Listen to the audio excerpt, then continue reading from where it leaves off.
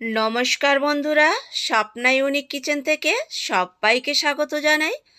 আজকের বাঁধাকপির পকোড়া বানাবো। তো এখানে বাঁধাকপি সরু সরু করে কেটে নিতে হবে, ইয়েলো ক্যাপসিকাম সরু সরু করে কেটে নিলাম, আর রেড ক্যাপসিকাম অল্প একটু সরু সরু করে কেটে নিতে হবে।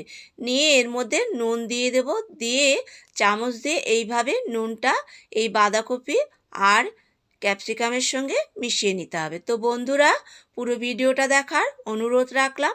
আর খুব কম তেল দিয়ে কিভাবে পকোড়া বানাবো সেটাই আজকে আপনাদের সঙ্গে শেয়ার করব। নুনটা মাখা হয়ে গেলে এখানে একটা ঢাকনা দিয়ে আধ ঘন্টা রেস্টে রাখবো। তো আধ ঘন্টা পর দেখাচ্ছি সবজিগুলো কতটা নরম হয়ে গেছে, আর সবজি থেকে অনেকটা জলও বেরিয়েছে। তো এরপরে আমি এখানে সবজিগুলো একটু চিপে নিতে হবে, একটা বড় পাত্র নিয়ে নিয়েছি।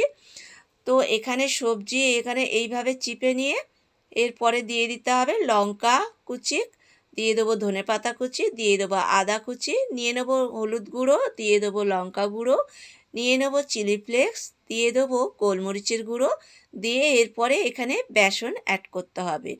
তবে এখানে আগেই কোনো রকম জল ব্যবহার করা হবে না। এখানে বেসন দিয়ে এরপরে 1 চামচ মতন সাদা তেল, ছোট্ট চায়ের চামচের 1 চামচ সাদা তেল দিয়ে বেসন দিয়ে আগে মেখে নিতে হবে। তো এখানে বেসন কমও হয়েছে দেখেই বোঝা যাচ্ছে।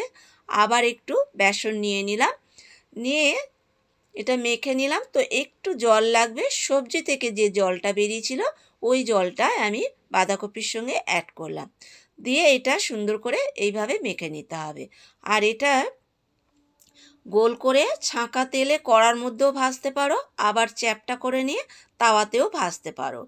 তো আমি এখানে তাওয়াতেই ভাজবো, আর ছাঁকা তেলে ভাজবো না, কারণ অনেকেই শরীরে অনেক রকম প্রবলেম থাকে, তারা তেল খেতে পারে না, তাই বলে কি তারা বড়া বা পকোড়া খাবে না?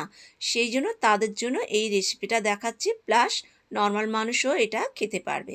এরপরে তাওয়াতে অল্প করে তেল দিয়ে বাঁধাকপি যে বেসন দিয়ে মেখে রেখেছিলাম গোল গোল করে এই তাওয়ার মধ্যে দিয়ে দিতে হবে। তো প্রত্যেকটা আমার দেওয়া হয়ে গেছে এখানে তাওয়ার মধ্যে। এরপরে আমি উল্টে দিয়েছি। তো এখানে কতটা তেল কম দেব সেটাও দেখিয়ে দিচ্ছি। দেখুন, একদম ছোট্ট চায়ের চামচের 1 চামচ সাদা তেল নিলাম, নিয়ে উল্টে দেওয়ার পরে চারধারে খুন্তি দিয়ে এইভাবে তেলটা দিয়ে দিতে হবে। তো বন্ধুরা, ভিডিওটা যদি ভালো লাগে লাইক কমেন্ট শেয়ার করার অনুরোধ রাখলাম। নতুন কোনো বন্ধু হয়ে থাকলে ইউটিউব চ্যানেলটা সাবস্ক্রাইব করে নেওয়ার অনুরোধ রাখলাম। আর এটা আমার প্রায় হয়ে এসছে। এটা কিন্তু আঁচ একদম কমিয়ে এটা বানাতে হবে।